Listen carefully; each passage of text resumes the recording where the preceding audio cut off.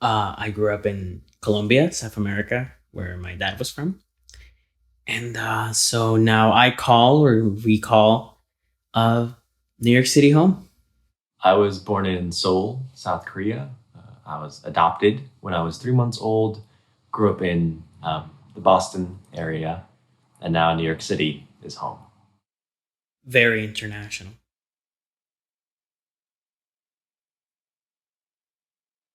I've always wanted to be a flight attendant. My parents and relatives would always bring little knickknacks from the planes for me when they flew anywhere, like the little wings that you get for kids. So that's basically what I've always wanted to do.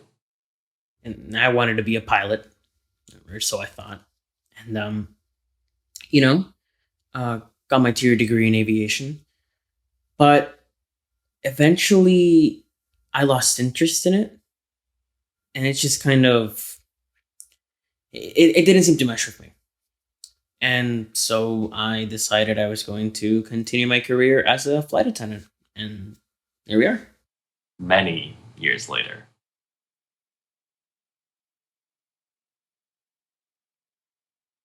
Um, Adam can answer that one. So we met in 2008.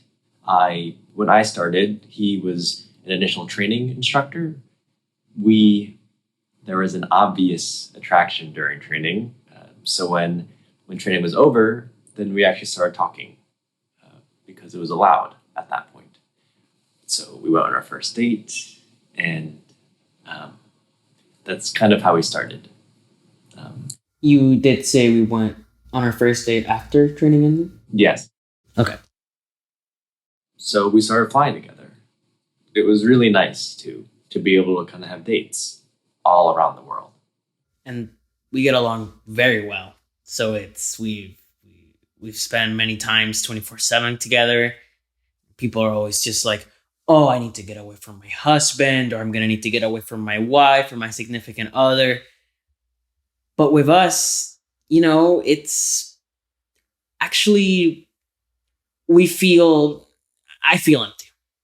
I feel empty when Adam's not around because we're so used to spending all the time together that when he's not around, It's a very strange feeling.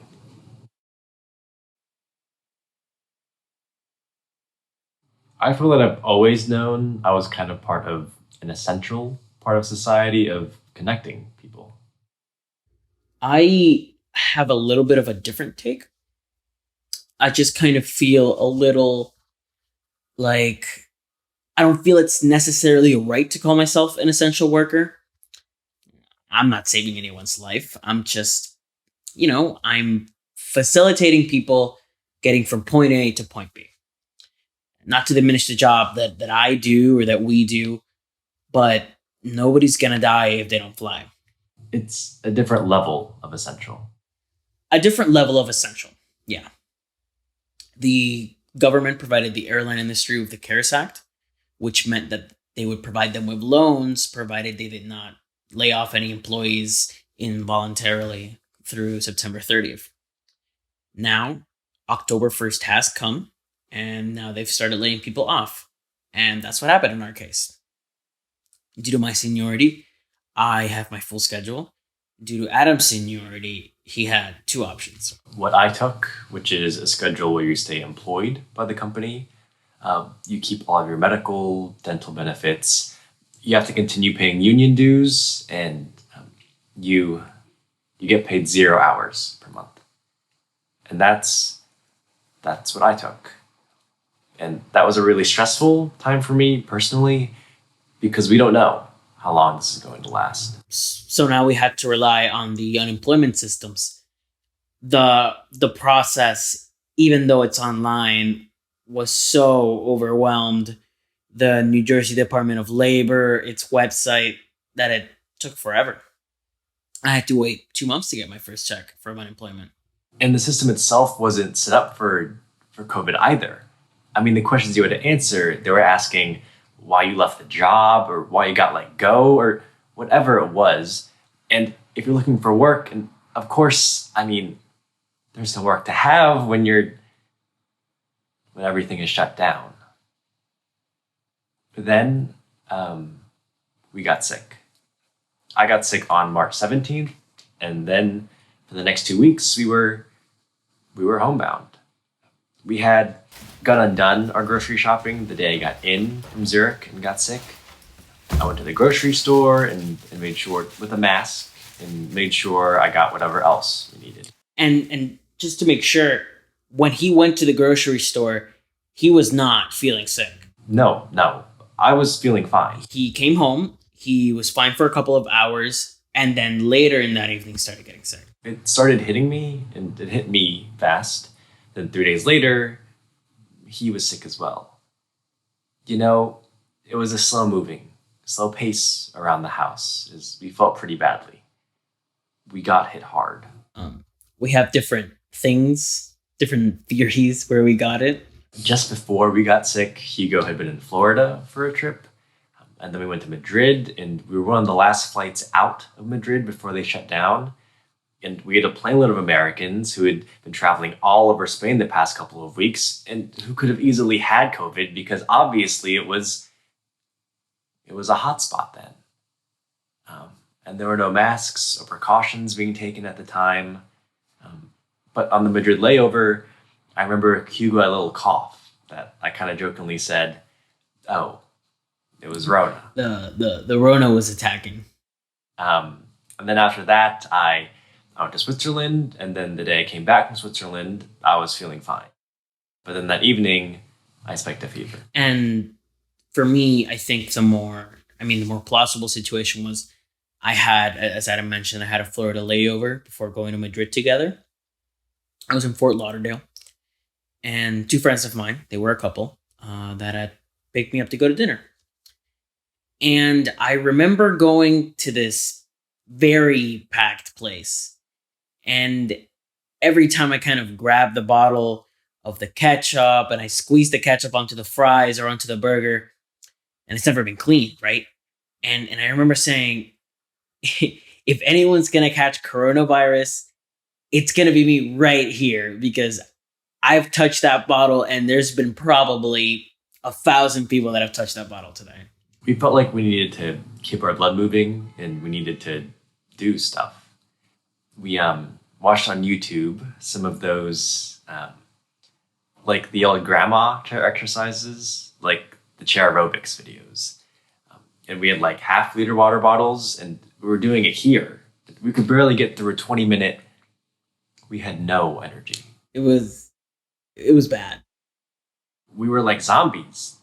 I mean, I think I took almost 2 days to eat one PB&J sandwich for me. And I eat like a pig. He has an appetite. I still can't really smell or taste foods. That's after 6 months. Yeah, I can every once in a while, but really, generally, there's nothing. We were hiking the other day in Utah, and he goes like, something died around here and here. I was like, it smells fine to me. There's nothing here. And he was practically gagging. I've also felt like when I talk a lot, like I have to like stop and take a deep breath because I can feel myself running out of air. We had time off. It was like time to recharge your batteries. And we went to Grand Teton National Park and to Yellowstone National Park, which was incredible, though. And we bought a National Park Pass and for the year, and we kind of made it a goal to see more national parks. That was probably the most positive thing that came from COVID. You know, that we got to visit the national parks in the US, which probably would have not happened for many years or even never. Who knows? I think the importance of physical connection is critical. You know, because we can chat and it's been nice because you stay connected. But ultimately, you need that hug. You need that kiss. You need that, you need just kind of being around people. I think that's some people have slowly kind of secluded themselves and sort of become hermits in their own homes because they're so afraid to go out. I just recently, during COVID, reconnected with my birth mother in Korea. It was interesting. Obviously, my parents, my adopted parents, they know. We started the process kind of when I was visiting my parents back in June. And so I sent an email to the adoption agency, which is a large Korean American adoption agency called Hope. They gave me all the information that they had about my biological parents, what the situation was. We found out that my biological father had died in 2016, I believe, and my biological mother was still alive. And then I had to say whether I'd like them to reach out to her or not. And so it kind of went from there. Since Korea was out of the lockdown already, my birth mother was able to come into Holt's offices, and she sent me a care package with about 40 or 50 masks because she was worried about me being in New York and everything being so crazy here. It's an interesting experience. She thought that the day would come that I would try to reach out to her, but other than that, her family doesn't know about me. Nobody knows about me on that side. So it's been one email back, one long email letter back and forth, and now it's going to be the next one soon, I guess, whenever I decide to reach out. Both my parents are deceased, and so I'm really an only son. So I'm not dealing with close family in terms of, parents and siblings in the COVID era. And so I do have very close cousins. One lives in Tampa. Another one lives in. Oh, actually, she passed away just about 2 weeks, 3 weeks. 2-3 weeks ago in Bogota. She was older. And it was not COVID related, but it's something that I probably would have been able to do had COVID not been there. To go visit her as things started getting worse.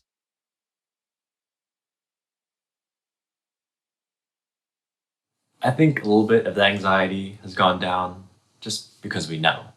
We got tested twice now for the antibodies and we still have them. I think it lowered my anxiety level a lot, just knowing that I had the antibodies. I personally hope that we will have learned to trust science and the people who have dedicated their lives to studying virology and how epidemics spread and things like that. But honestly, I don't see our society changing for the better. That may be pessimistic. Well, it is pessimistic, but I also think it's realistic. I don't want to have these rose-colored glasses on that say, oh yeah, everything's going to be great. We're going to come out of this. We're all going to be so happy that we survived this pandemic. That's not how I see things happening, unfortunately. Yeah, I agree. In New York, it's very rare to see someone without a mask. And then you go to certain areas of Utah and it's like the pandemic is non-existent and that it has been politicized and not taken seriously. I don't know. I think I think I'm losing a little hope in humanity. It's just that anytime things happen, people turn nice for a little bit, and then I don't understand what happens. I just think that when the best of humanity should be coming out, the worst of humanities was showing up.